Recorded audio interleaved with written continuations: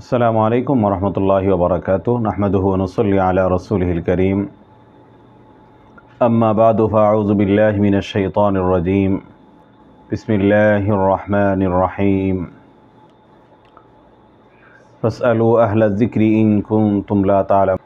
আমাদের এখানে একটা অজ্ঞতা কাজ করে, সেটা হলো যে আমরা বিয়ে শাদীর পরেও একজন মেয়ে, একজন কনে, একজন সাংসারিক একজন স্ত্রী, তিনি বিয়ের পরেও কিন্তু বাবার বাড়িকেই প্রাধান্য দেন, স্বামীর উপরে বাবাকে মাকে প্রাধান্য দিয়ে থাকেন। এই অজ্ঞতার কারণে আমরা আমাদের সমাজে অধিকাংশ অনেক পরিবারেই এই অশান্তিটা বিরাজ করে। সেটা হলো যে মায়ের কথা শুনেন, মায়ের পরামর্শ শুনে স্বামীর ঘর, স্বামীর সংসার চালাতে চান। এই যে একটা প্রবণতা, এই যে একটা সমস্যা, এই সমস্যাটা আমাদেরকে দূর করতে হবে। তার আগে যে বিষয়টা দূর করার যে বড় কারণ, সেই অন্যতম উপায় হলো আমাদেরকে এই বিষয়ে অজ্ঞতা দূর করতে হবে। কি অজ্ঞতা? অজ্ঞতা হলো যে আমাদের অধিকাংশ মানুষ, নারী বলেন পুরুষ বলেন, তারা এই বিষয়টাই মনে করে যে বিয়ের পরেও নয় বাবার পরামর্শে, মায়ের পরামর্শে চলতে হবে। বিশেষ করে মেয়েরা, স্ত্রীরা বিয়ের পরেও মায়ের পরামর্শ গ্রহণ করেন, মাকে প্রাধান্য দিয়ে থাকেন।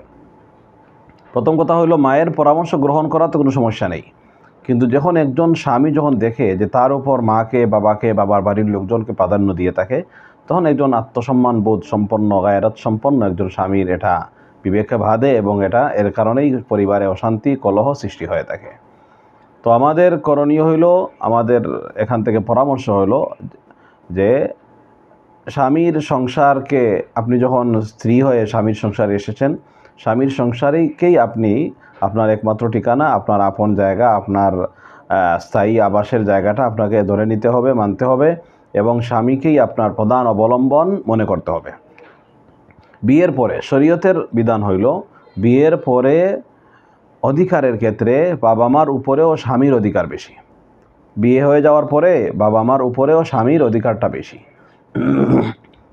এই জন্য বাবা মার উপরে স্বামীকে প্রাধান্য দিতে হবে। যদিও বাবা মাকে ফেলা যাবে না, বাবা মার অবদান অস্বীকার করা যাবে না, বাবা মাকে তাদের জায়গাতে রেখে বাবা মাকে শ্রদ্ধা, সম্মান সব কিছুই করতে হবে।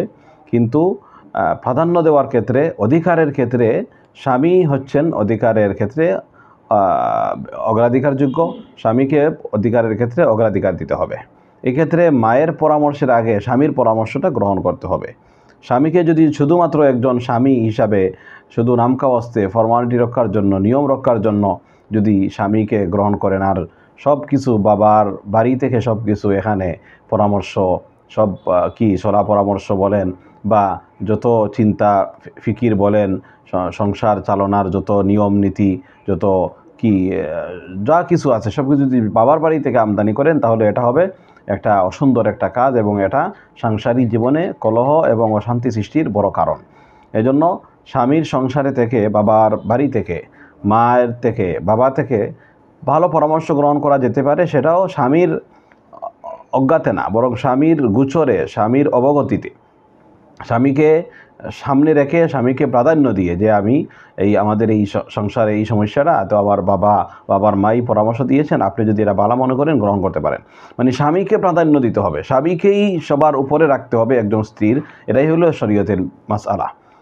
আল্লাহ সুবহানাহু ওয়া তাআলা কোরআনে কারীমের মধ্যে বলেছেন, আর-রিজালু কাওয়ামুনা আলান নিসাই বিমা ফাদ্দালাল্লাহু বা'দাহুম আলা বা'দ। সূরা নিসার 34 নম্বর আয়াত। এই আয়াতে আল্লাহ তাআলা বলেছেন যে একজন নারীদের উপরে পুরুষ হলো অধিকার, পুরুষের অধিকার এবং পুরুষের কর্তৃত্বশীল, পুরুষরা। আর-রিজালু কাওয়ামুনা আলান নিসা, নারীদের উপর পুরুষরা কর্তৃত্বশীল। তো এই কর্তৃত্ব বজায় রাখতে হবে, আল্লাহর এই বিধানটাকে মানতে হবে। বিয়ের পরে স্ত্রীরা স্বামীকেই একমাত্র কর্তৃত্বের অধিকারী মনে করতে হবে। এর আলোকে অনেকগুলো মাসালা মাসাইল বের হয়, সেদিকে আমরা যাচ্ছি না।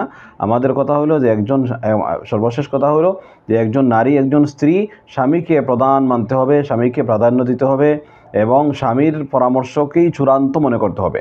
যদি মা কোনো পরামর্শ দেন, বাবা কোনো পরামর্শ দেন, ভাই বোন কোনো পরামর্শ দেন, সেটা স্বামীর সামনে উপস্থাপন করতে হবে। স্বামী যদি সেটা গ্রহণ করেন তাহলে গ্রহণযোগ্য হবে। স্বামী যদি গ্রহণ না করেন তাহলে স্বামীর উপর এই পরামর্শকে চাপিয়ে দেওয়া যাবে না। যদি এভাবে একজন স্ত্রী চলতে পারে তাহলে সংসারে অশান্তি সৃষ্টি হবে না। তো আপনি যে প্রশ্নটা করেছেন যে স্ত্রী অশান্তি সৃষ্টি করে, স্ত্রীকে এই বিষয়টা আপনি ভালো করে জানাতে হবে, শরীয়তের এই বিধানটা জানাতে হবে যে মা বাবা ঠিক আছে, কিন্তু একজন নারীর জন্য, একজন স্ত্রীর জন্য বিয়ের পরে বাবা মার উপরেও স্বামীর অধিকার বেশি। স্বামী কর্তৃত্বশীল স্ত্রীর উপর। এই জিনিসটা যদি একজন স্ত্রী জানেন এবং কোরআনের এই বিধান মানেন তাহলে সংসারে অশান্তি সৃষ্টি হওয়ার কি নেই, কোনো কারণ নয়, অশান্তি সৃষ্টি হবে না।